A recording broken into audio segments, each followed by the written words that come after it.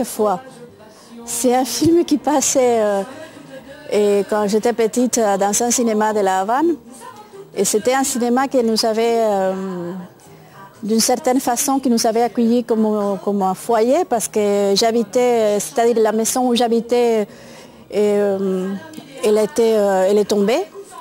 Donc on n'avait plus de maison, on nous a envoyé un foyer et en face du foyer, il y avait ce cinéma, le cinéma Actualidades. Et alors ces films passaient comme ça tout le temps. C'était les films préférés de ma grand-mère. Et puis après, évidemment, c'est devenu un de mes films préférés. Vous dites que c'est à cause de cette fameuse grand-mère que vous écrivez. Bien sûr, parce qu'elle a déclenché.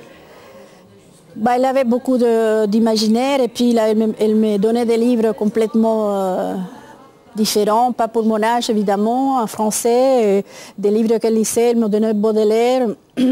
Elle aimait beaucoup lire Baudelaire avec son accent, elle ne comprenait pas, elle ne savait pas qu'est-ce qu'elle disait, mais elle aimait ça, elle aimait beaucoup la poésie française, elle était très afrancesada, comme on dit à Cuba, quand une femme est rêveuse, elle était très rêveuse. Et puis évidemment, ces films me faisaient rêver parce qu'il y avait les couleurs de ces films, il y avait les robes, il y avait les chapeaux, il y avait François d'Orléans que j'aimais beaucoup et Catherine Deneuve. À l'époque, je ne savais pas comment elles s'appelaient, mais je trouvais que c'était des filles extraordinaires et moi je voulais être comme elles, quoi. Et moi aujourd'hui, j'aimerais bien un jour, si c'est possible, faire un peu un film qui soit la continuation, qui soit un peu dans l'esprit de les Demoiselles de Rochefort. Vous parlez des robes des Demoiselles de Rochefort, mais à côté, il y a une autre robe qui a une histoire aussi à raconter. C'est vous qui l'avez amenée dans votre sac. Oui. C'est une robe que vous aviez à la Havane, quand vous étiez toute jeune. Et vous m'avez dit, je ne l'ai pas lavée pour qu'elle garde l'odeur de Cuba. Oui, l'odeur, c'est ce qu'il y a de plus troublant dans les souvenirs? Oui, en fait c'est une robe qui m'a duré, vous savez à Cuba c'est la robe de la jeunesse mais c'est la robe aussi après, hein. C'est la même robe toujours, donc c'est une robe que je mettais beaucoup et surtout quand j'allais dans les fêtes et tout ça, les fêtes chez les gens. Et puis c'est une robe qu'après quand j'ai décidé de partir, je l'ai pris et je me suis dit ça va être un peu mon fétiche, ça va être comme une espèce de souvenir très pressant, très physique. Vous la respirez quelquefois? Oui. Et ça, évidemment, c'est dans mon imagination, mais il y a cette odeur, surtout de la maison où j'habitais, surtout les placards, surtout les gens, c'est incroyable. Et puis les couleurs aussi, bon, je ne l'ai pas lavée, je la gardais telle qu'elle. Elle sent encore, vraiment? Racontez-moi cette odeur. Oui, elle sent l'île, la terre. C'est dingue, mais c'est aussi, je sais que c'est quand on est écrivain, on cherche beaucoup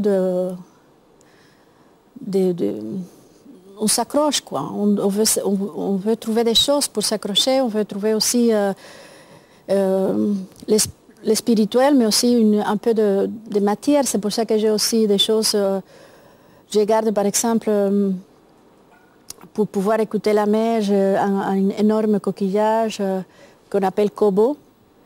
Et je les mets parfois dans mon oreille comme ça et j'entends la mer. Et puis c'est des trucs un peu de malade mental, quoi. Cette robe, vous l'avez montrée à votre fille? Oui, elle m'a dit « Ah oui, c'est joli, c'est tout ». Mais elle vit sa vie et je comprends. C'est une Française, votre fille? Pour vous? Elle est cubaine, française, et elle est très havanaise aussi, mais elle ne le sait pas encore. Elle est très parisienne, très havanaise. Et ça me plaît beaucoup parce qu'elle a la façon de parler quand elle parle, quand elle croit, quand elle parle évidemment comme une parisienne, mais quand elle bouge, elle est très havanaise. On poursuit? D'accord.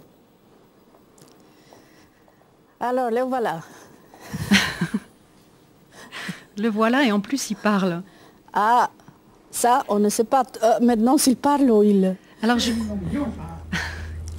De una manera indecente y que no podemos sino reaccionar contra toda esa porquería contra toda esa basura, contra toda esa miseria, contra todo ese bandidismo, contra toda esa desfachatez insólita. Je ne sais pas si c'est la vérité ou si c'est le roman, mais vous avez écrit qu'avant même de naître, quand votre mère assistait au discours fleuve de Fidel Castro, vous vous déchaîniez déjà à coups de pied dans son ventre.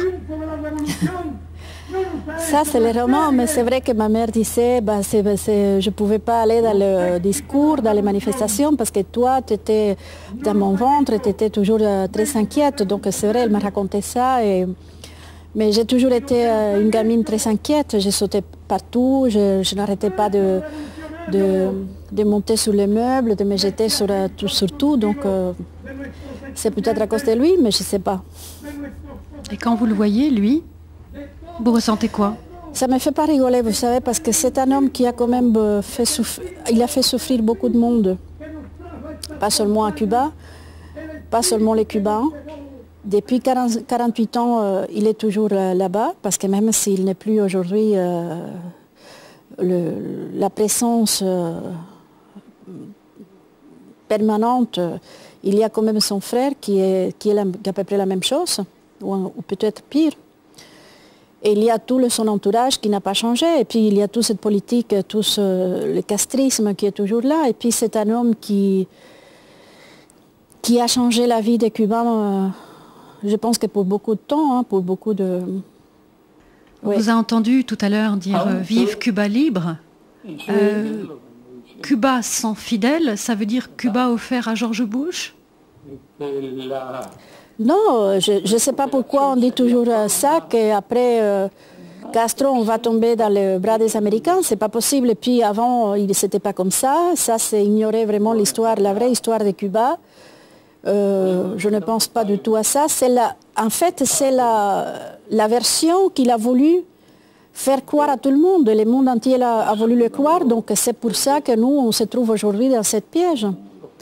Mais même les Cubains l'ont cru. Donc, mais c'est un homme qui a fait beaucoup de morts, beaucoup d'exilés, il a détruit ce pays et moi, je ne peux pas le nier, je ne peux pas me mettre comme ça devant une image qui est tellement douloureuse et en même temps ridicule.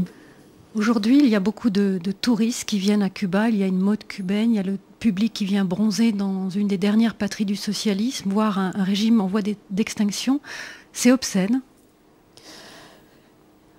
Je ne peux pas juger, hein. C'est vrai que c'est un pays qui est devenu, c'est une politique, c'est une dictature qui est très obscène, c'est la dictature qui est obscène. Après, si les gens veulent partager ça, c'est leur problème à eux, hein. C'est pas mon problème à moi. C'est vrai que c'est un pays qui se vend aux meilleurs acheteurs, donc les gens achètent. Et puis, c'est vrai que la mode, ça devient de moins en moins importante. Parce qu'il faut savoir qu'il y a un autre pays à côté, c'est ce pays merveilleux que c'est la République dominicaine. Il y a Saint-Domingue, c'est un pays où les plages sont tellement belles, le soleil c'est le même, et puis c'est encore les triples moins cher que Cuba. Donc les gens, surtout les Français, ont compris maintenant qu'à côté, il y a un pays beaucoup plus calme où on ne vous vend pas une glace à la Che Guevara, on vous vend seulement une glace, c'est tout. Écrire, ça a été un moyen de vous libérer de Castro et de votre colère et de votre tristesse aussi? Non, non, écrire, c'est écrire, c'est les mystères de l'écriture, c'est la littérature, c'est la poésie, c'est la douleur, c'est la souffrance et c'est la joie aussi.